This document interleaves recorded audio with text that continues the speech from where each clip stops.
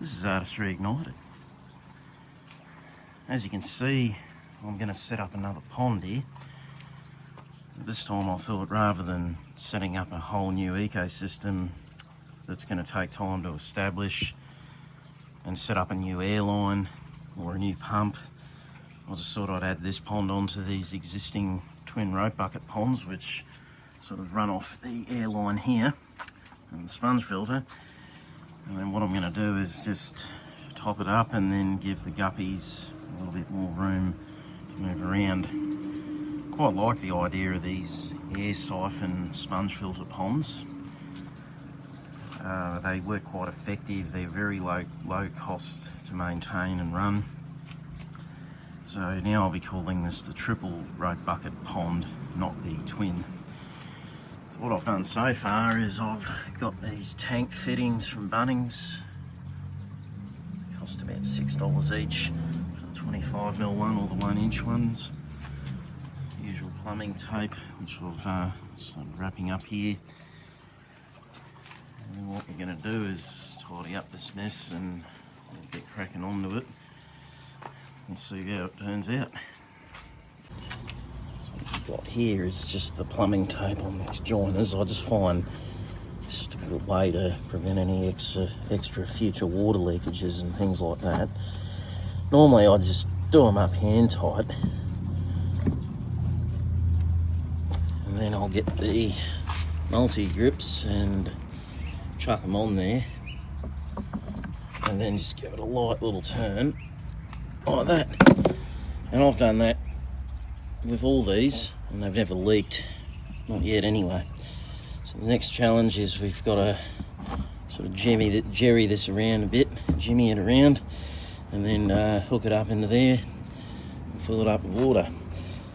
What I've done is I've got some of these old sandstone bricks which were lying around, just to try and get it as equal level as I can. And then we'll put the water back in, as well as get some extra water from the other guppy pond over there, or the main pond circuit. Right, so I've got it on there now. I've just managed to get it at the right height, just by using some existing bricks that have been left lying around. This pond here, the shrimp pond, I should have probably used bricks, but I had a pallet lying around, and I'll put some of this cork fluid on here to sort of keep the water off the pallet a bit. But the weather hasn't affected it at the moment. If it does, I guess I'll just have to move the shrimp pond, because they're pretty easy to move these. They're about 60 kilos, so if you take a couple of 20-litre buckets out there and then just move the buckets and then move the pond, it's pretty easy. I've got some of this sort of EVA foam under here, just to give it a bit of support. I will trim that later. The main goal is getting it running. So I'll just grab a couple of these circlips, and what these do is they just help sort of seal off the pipe a bit. So I'm doing this one-handed. Should be okay. There we go. So you just get them on like that, sort of line them up after the barb there, and then they just click. See, just like that, forming a tight seal. So I'll just chuck the rest of those on. Unfortunately, I'm going to have to cut this here. This is the outlet of the sponge filter. I have to move it over a bit. Well, the other option is I might put an extension on there.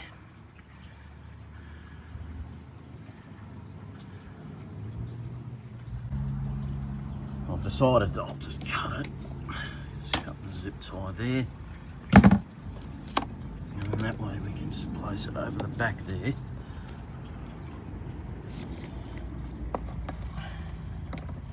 And then we've got a bit of water flow sort of dripping out there. Because you kind of want your outlet to go a bit away so it circulates better, rather than sort of dump it right where it's sucking it, you know. Well, in this case, we're dumping it in the furthest pond, and then so what happens is it'll suck the water through the siphoning effect with the airline, it'll gravity feed across here into the Amazon sword section, or the planted section of the rope bucket system, and then it will just gravity feed down to the blue pond, and then back to the start. So I've decided to pick a very different substrate for this pond. I thought I might go with this stuff. It's a red lava rock. It's still, well, I've kept it out here in the garden here, and I've also used some in this new pond here. It actually looks all right, and I just thought it might contrast nicely with the blue there. So I'll fill that up and we'll see how that looks. Just before we do add the red lava rock, I'm just going to go with a thin layer of backyard soil.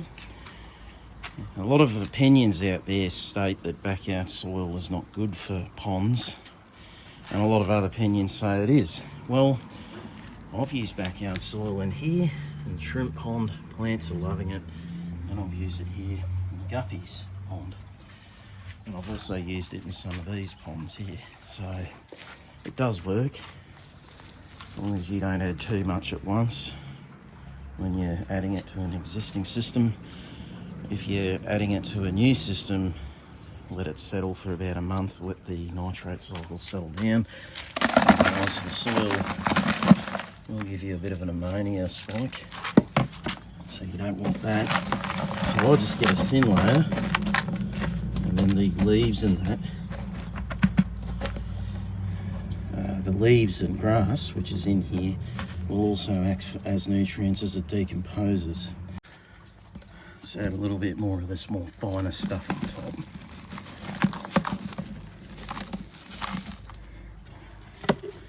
It's a bit dusty, and we'll just spread it around.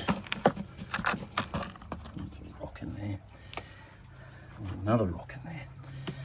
Right, so spread it around, just press it down a little bit.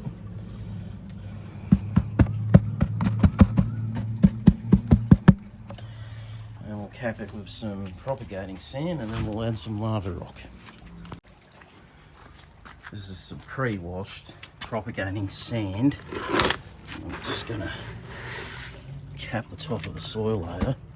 I've found this method very effective with aquatic plants, and they all seem to settle down and grow quite happily. Sometimes fish keeping is about learning things yourself and not relying too much on the negative or huge negative opinions out there, as well as a lot of positive ones too. It just depends on what you're comfortable with, how you like doing it, and if it works for you, it works for you. The way I do it, this way, I've had success, so I'm going to continue to do it this way.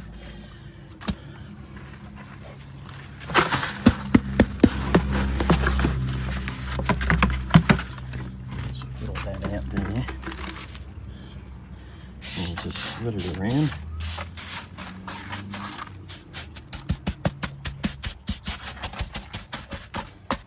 Cap it like that. That'll also stop the soil from getting cloudy, because sand is very compactive. Just wash the sand off here, because this is already got sand in there, proper sand. And then we'll get the lava rock and we'll chuck some of that on, just a little bit of lava rock around here. Because the rest of it I'm going to use Monte Carlo plant and grow a carpeting plant here eventually. It's called Monte Carlo. It's a common aquarium carpeting plant, but it also works well in ponds. Just got a little bit of this red lava rock here. Just give it a rinse. Quite filthy. Yeah, there you go. It's very filthy. So you just want to get as much of that filth out as you can to prevent it from hurting up the water. As well as it's hygienically better for your fish to wash your substrate as well. Well, I think it is. General rule of thumb anyway. There we go, I was sifting out all that cloudy filth that's in there.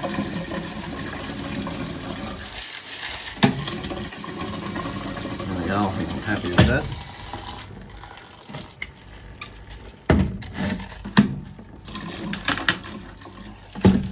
The idea is just to get it clean so you don't have to have too much cloudy filth going back into your filter, or having the wattage just settle. So I'm going to actually put some on this side. So that filth there, that's what we're washing out. The rest of it's in the jug here. So I'm just going to spread it around like so, like that. And I'm just going to get a rock to put on there just to sort of aid the aquascape style a little bit. I've got sort of quite a large choice of rocks around here.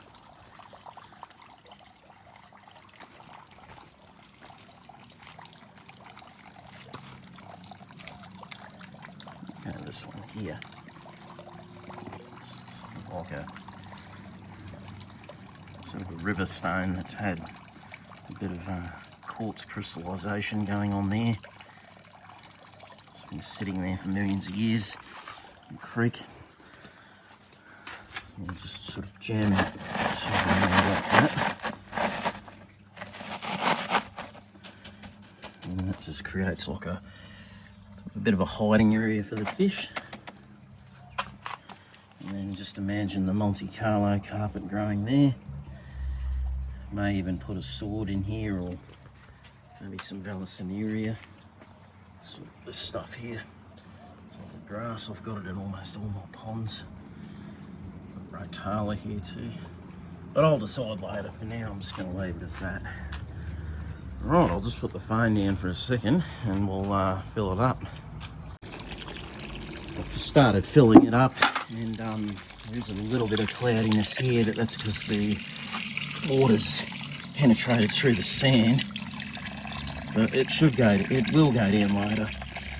Not what I exactly planned, but sometimes it's how it happens. Actually, what I should have done is put that jug there. I should stop that. There we go. This cloudiness will settle just because the soil got penetrated, or the sand got penetrated with the flow of water, which is on silly me on my behalf. Right, well, keep filling it up, and once I've used up the water that I took out of here, I'll get some excess pond water from here. Means I don't have to dechlorinate. Now, while that's filling up and getting dirty, turn on the sponge filter.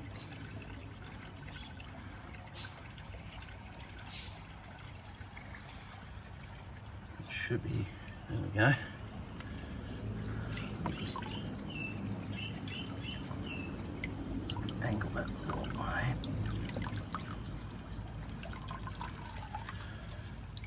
And then we'll, once that's going, keep topping it up. Okay, so I've just had to make a couple of changes here. So it turned out that this pond was a touch higher than the other two, and the pond over here, the first original rope bucket pond, is actually lower than the second one. So what I've done is I've set the outflow into the newest one, which is up higher, and then it will flow down into the second highest and then into the bottom one. They're all around the same level, but when I say there's a slight differentiation between them by maybe almost a centimetre each. So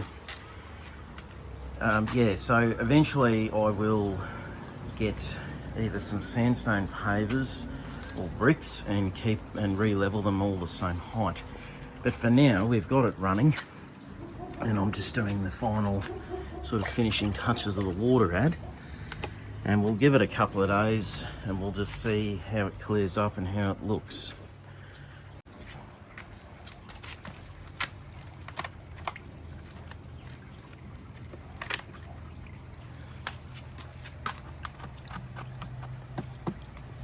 There you have it, a air-powered siphon feed triple rope bucket pond system.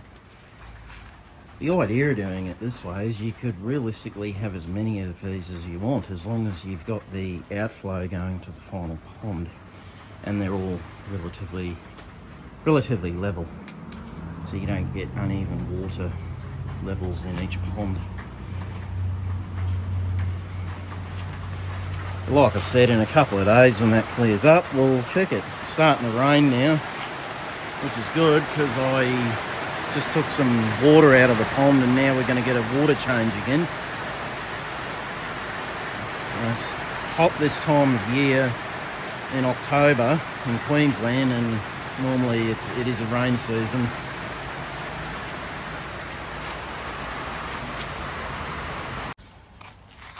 I did have to take the EVA foam out just to get the height a bit more exactly, or almost exactly level. Otherwise we're just going to have too much of a difference between the water levels in these three ponds. Another idea I had is I thought about maybe getting some of this jute matting or weed matting and just covering the outside of all these ponds, but yeah, it doesn't mind me. I don't mind. It does stand out being blue, but it sort of adds a bit of colour as well, because some of these other pots here are coloured. Personal preference really, but I think it looks quite good. It's got potential to get better, and when I do these update videos we'll waffle on a little bit more about that. I've also added some extra plants in here just to try and sort of blend in with the look, as well as eventually they'll cover some of these pipes. Not that the pipes are too unappealing, but just adds a bit of sort of nature takeover look. I've even got some Sigonium in a pot down here. I could shuffle these around. I'll tidy it up a bit more because I'd like to sort of clear this aisle here, move these plants somewhere else, so that way you can walk down there to access the back of the ponds if need be. Eventually I'm going to set up a whole new decking here. A lot of these ponds will be relocated over that side of the yard. Some of these ponds might stay here on the decking, but most of them will go. The aquarium pond system, I'm not sure where I'm going to put that yet. That's a very difficult one. Reason being is it's quite heavy and will require a lot of work to remove the water and then disassemble it and put it back. But I'm sure we'll cross that bridge when we get to it. But for now I might just move these out of the way so we can just create a clear walking path around the back there.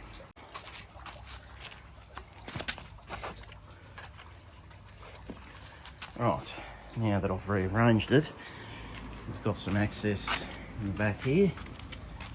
We need to service the sponge filter system, as well as if we need to clean around the back here. I've swapped the Sigonium over with this smaller Sigonium velvet, which was just a root that I put in here, and it's grown back as these plants do. They're very versatile and they're very hardy, same as pothos. Yeah, so that's the setup for now. Yeah, like I said, we'll give it a couple of days. Sorry, I've been waffling on again. We'll give it a couple of days and then come back to it and see how it's cleared up nicely. Okay, so I've changed my mind again. Now I've diverted the airflow back into the original pond, because I just remembered that if we divert it into here, it'll flow into that pond and overflow, because it's not actually connected in between there. So yeah, that was a waffling on mistake on my behalf, but anyway, yeah, we've got it back to normal. It's siphoning through the sponge filter with the airflow of the air stone back into there, and then a little gravity feed into the blue pond and then back to there. So yeah, we've got the triple rope bucket pond circuit. It's running really good now. As you can see, it's flowing through there, and when this gets up to the level, the correct level, it'll go straight back through into the first pond. So it's all one pond ecosystem. It's all the same ecosystem. I've essentially done this just to give the, like I was saying, you give the guppies a little bit more room to live in, as well as to grow some Monte Carlo. Actually, I just thought the Monte Carlo would be good with this blue pond, as well as the aquascape that I picked as well. Anyway, and as you can see, it's been about 24 hours and the pond has cleared up quite nicely. I've just decided to put in just a small rotala plant in there just to let that get going. I'll do an update video on this in a couple of days, or might even be longer knowing me. Thanks for watching. This is Artist Reignited. Tune in again soon.